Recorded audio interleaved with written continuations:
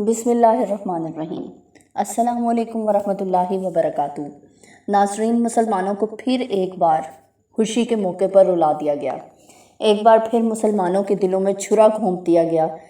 عید کے دن ہماری مقدس ترین کتاب قرآن مجید پر آتش کیا گیا ناظرین، اور وہ بھی ایک ایسے ملک کے شہری کہ یقین ہی نہ آئے۔ اگر دنیا اسے دہشت گردی نہیں کہتی تو اس روح زمین پر کوئی دہشت گرد ہو ہی نہیں سکتا ناظرین۔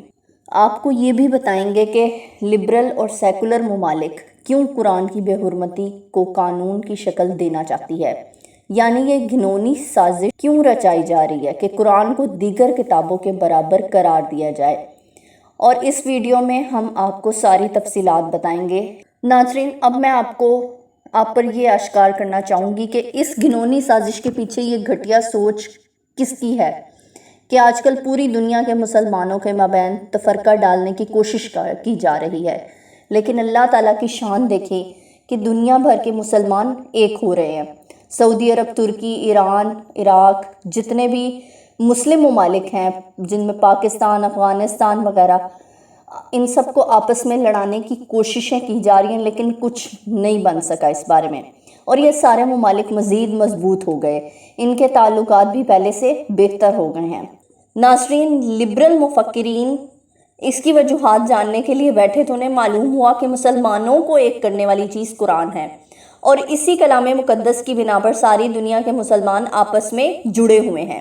اس کے بعد یہ منصوبہ بنایا گیا کہ ملاحظہ کریں کہ اسٹاک ہوم کی پولیس نے عراق سے تعلق رکھنے والے شہری کو کئی بار قرآن کی بے حرمتی کر کے اس کی وقت کم کی جائے تاکہ مسلمانوں کو اس کتاب سے یقین ہٹ جائے۔ یہی وجہ ہے کہ آئے روز قرآن کی بے حرمتی ہو رہی ہے، اور حالیہ واقعہ بھی اسی تسلسل کی ایک کڑی ہے ناظرین۔ مقامی عدالت نے پولیس کے فیصلے کو آزادی اظہار رائے کے خلاف قرار دیا، جس کے بعد مقامی پولیس نے شہری کو عید کے روز شہر کی مرکزی جامع مسجد کے باہر مظاہرے کی اجازت دی ناظرین۔ اس مہذب دنیا میں قرآن اور نبی کریم صلی اللہ علیہ وآلہ وسلم کی شان میں گستاخی کو آزادی رائے، اظہار رائے کہا جاتا ہے ناظرین۔ عید کے روز جب عدالت نے عراقی ملعون کو اجازت دی تو پولیس بھی راستے سے ہٹ گئے، جس کے بعد ملعون نے قرآن پاک کو نعوذ باللہ نذر آتش کیا اور مقدس کتاب کی بے حرمتی کی۔ اس موقع پر ملعون کی حفاظت کے لیے پولیس کی جانب سے سیکیورٹی کے سخت انتظامات کیے گئے تھے تاکہ اسے کوئی کچھ نہ کہہ سکے۔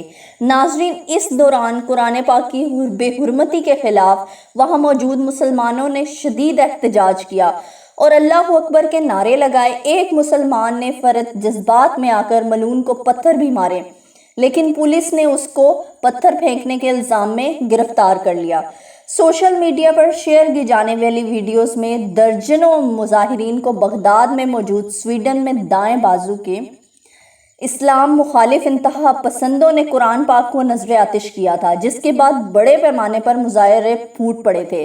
لیکن افسوس اس بات پر ہے کہ اکثر اوقات مسلم ممالک ایسے گھٹیا اقدامات پر خاموش ہو جاتے ہیں، جس کے نتیجے میں ان کو مزید جرأت مل جاتی ہے۔ تاہم حالیہ واقعے کی پاکستان اور ترکی سمیت متعدد مسلم ممالک نے شدید مذمت کی ہے۔ صرف یہی نہیں بلکہ مراکش اور اردن نے بھی اس واقعے کے بعد عراق کے دارالحکومت بغداد میں واقع سویڈن کے سفارت خانے کے کمپاؤنڈ میں مشتعل مظاہرین بھی داخل ہوئے اور اس میں توڑ پھوڑ بھی کی ناظرین۔ مسلم دنیا کے ایک ہونے کا ثبوت تو یہ بھی ہے کہ انتہائی کم وقت میں سارے مسلم دنیا اکٹھی ہو گئی اور احتجاج کا سلسلہ شروع ہو گیا۔ سویڈش حکام کی جانب سے اس نوعیت کے احتجاج کی اجازت دیے جانے پر ترکی نے سویڈن کی فوجی اتحاد نیٹو میں شمولیت کی دوبارہ مخالفت کی ہے۔ نیٹو رکنیت کی حصول کے لیے سویڈن کو ترکی کی حمایت درکار ہے۔ اگر ترکی مخالفت پر زور دے تو سویڈن کی رکنیت ختم ہو جائے گی۔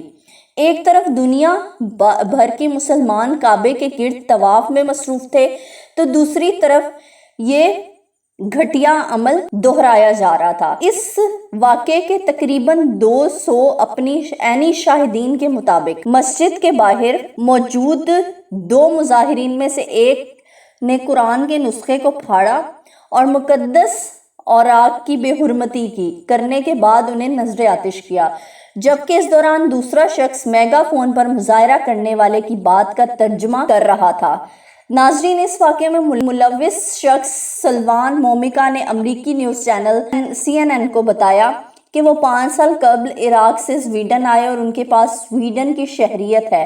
انہوں نے بتایا کہ وہ ایک ایتھیسٹ ہیں، یعنی کسی مذہب کو نہیں مانتے۔ سلوان مومکا نے مزید بتایا کہ وہ یہ مظاہرہ عدالت میں 3 ماہ کی قانونی کارروائی لڑنے کے بعد کر رہے ہیں۔ ان کا مطالبہ ہے کہ قرآن پر پابندی لگائی جانی چاہیے۔ نعوذ باللہ، جس مسجد کے سامنے یہ واقعہ پیش آیا، اس کے ڈائریکٹر اور امام محمود خلفی نے کہا کہ عید الاضحیٰ کے تہوار کی تعطیل کے موقع پر احتجاج کی اجازت دینے کے فیصلے سے مسجد کے نمائندوں کو مایوسی ہوئی ہے، جو قانون کے مطابق ممکن ہے۔ تاہم انہوں نے ایسا نہ کرنے کا انتخاب کیا اور مسجد کے سامنے ہی یہ عمل ہوا۔ یہ حرکت کرنے کی کیا ضرورت تھی؟ کیوں باہر کے لوگوں میں، غیر مسلموں میں اسلاموفوبیا اتنا زیادہ ہے کہ کبھی تو وہ ہماری مقدس کتاب قرآن مجید پر حملے کرتے ہیں، اس کی بے حرمتی کرتے ہیں، کبھی ہماری آقا صلی اللہ علیہ وآلہ وسلم کی شان میں گستاخی کرتے ہیں۔ لیکن ایسا کیوں ہے ناظرین؟ ایسا کیوں ہے کہ وہ اس چیز سے ڈرتے بھی نہیں ہیں؟ کیوں؟ کیونکہ آج مسلمان وہ عالمی قوت و طاقت نہیں رہے جو پرانے وقتوں میں تھے، کہ جب غیر مسلموں کی روحیں کانپ جاتی تھی۔ اسی لیے آج تمام مسلمان دنیا کو مکمل اتحاد کی ضرورت ہے کہ تمام مسلمان سیسا پلائی دیوار بن جائے، تاکہ یہ ہمارے مذہب، ہمارے آقا صلی اللہ علیہ وآلہ وسلم، ہماری مقدس کتاب قرآن مجید کی شان میں گستاخی کرنے سے پہلے کوئی بھی شخص 100 دفعہ سوچے کہ اسے کیا نتیجہ بھگتنا پڑے گا۔